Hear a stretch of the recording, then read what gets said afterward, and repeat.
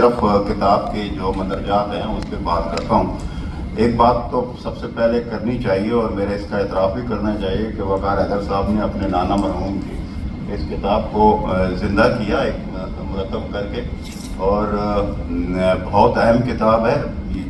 جیسے ابھی تمثال صاحب فرما رہے تھے کہ زبان کے بارے میں کوئی اس طرح کے اصول وضع نہیں کیے جا سکتے جس پر بعد ازاں معیار بندی کا, لیکن اس معیار بندی کے حوالے سے اس کتاب کے اندر بہت تفصیل سے بات کی گئی ہے زبان کی. اب دیکھیے انہوں نے سب سے پہلے جو بات کی وہ دبستان لکھنؤ کے حوالے سے انہوں نے کہا کہ یہ جب دلی اجڑا اور اس کے بعد لکھنؤ میں اہل علم آ کے آباد ہوئی ہے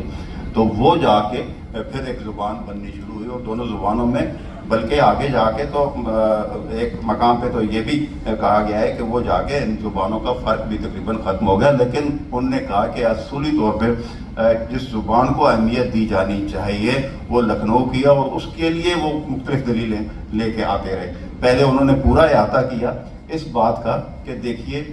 جو زبانیں ہیں وہ ایسی جگہوں پہ زیادہ نشو و نما پاتی ہیں جو مرکز ہوں, حکومتیں جہاں پہ موجود ہوں, اور انہی کی سرپرستی میں زبانیں ظاہر وہاں پہ اہل علم اکٹھے ہو جاتے ہیں, اور جتنے مختلف فنون کے لوگ ہیں وہ بھی وہاں پہ آتے ہیں. تو ظاہر ہے لکھنؤ کے اندر جب یہ سارے علوم و فنون کے ساتھ منسلک لوگ جو تھے, اہل کمال جو لوگ تھے, وہ جہاں جمع ہونا شروع ہوئے تو وہاں پہ زبان جو ہے وہ اس کی ترقی ہونا شروع ہوئی. پھر انہوں نے یہ بھی کہا کہ دیہات کی زبان کو انہوں نے کہا کہ اس کے مقابلے میں شہروں کی زبان جو ہے وہ زیادہ اہم ہوتی ہے, اور اس کے اوپر اسی کی بنیاد پہ معیار بندی ہونی چاہیے. اس کی وجہ بھی انہوں نے بڑی اہم کہی. انہوں نے کہا کہ دیکھیں دیہات کے اندر جو پیشے ہیں, جو کام ہیں ان کے, وہ بڑے محدود ہوتے ہیں, اور وہ محدود ہونے کی وجہ سے ان کی لفظیات بھی محدود ہوتی ہیں. وہ فصلوں تک رہیں گے, کھیتوں تک رہیں گے, جانوروں تک رہیں گے, اور اس تک, اور ان کی زندگی کے معمولات اتنے, جبکہ باقی سارے تماشے, آپ موسیقی ہو گیا, آپ ڈرامہ ہو گیا, آپ کھیل تماشا ہو گیا, حتیٰ کہ طوائفیں جہاں پہ جا کے لکھنؤ کے اندر وہ سکھایا جاتا ہے. اس میں بڑی تفصیل کے ساتھ طوائفوں کا کلچر اور اس کے اوپر بھی بات کی گئی ہے, اور زبان کے حوالے سے یہ سارے انہوں نے معیار مقرر کرنے کی کوشش کی ہے. آخر پہ جو انہوں نے نتیجہ اس میں اخذ کیا ہے, میں اس لیے اپنی بات مختصر کروں, میں جانتا ہوں کہ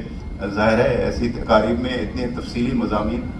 نہیں پڑھے جا سکتے اور ان پہ بات نہیں کی سکتے. جو نتیجہ انہوں نے اخذ کیا, انہوں نے کہا کہ لکھنؤ کی زبان اب بھی جو ہے وہ ایک معیار ہے. شاید یہ ہمیں عزم نہ ہو, اس لیے کہ اب زبان جو ہے وہ جس طرح کے پھیلاؤ جس زبان کا ہوا ہے, مثلا پنجاب کے اندر سب سے زیادہ,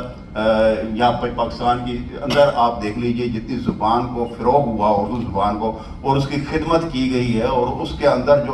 جو لکھنے والے ہیں, بڑے بڑے لکھنے والوں تو آپ کو یہی نظر آتے ہیں, تو پھر کیا ان کی زبان جو وہ اختیار کر رہے ہیں, جو وہ استعمال کر رہے ہیں, وہ معیاری ہوگی یا نہیں ہوگی, اور ہم لکھنؤ کی طرف کیوں دیکھیں گے اس طرح؟ خیر یہ ایک ایسا سوال ہے, لیکن کیسی تہذیب تھی وہ, کیسی خوبصورت تہذیب تھی. ہم افتخار عارف کو دیکھتے ہیں تو ہمیں یقین ہو جاتا ہے کہ واقعی وہ خوبصورت تہذیب. بہت شکریہ, بہت شکریہ.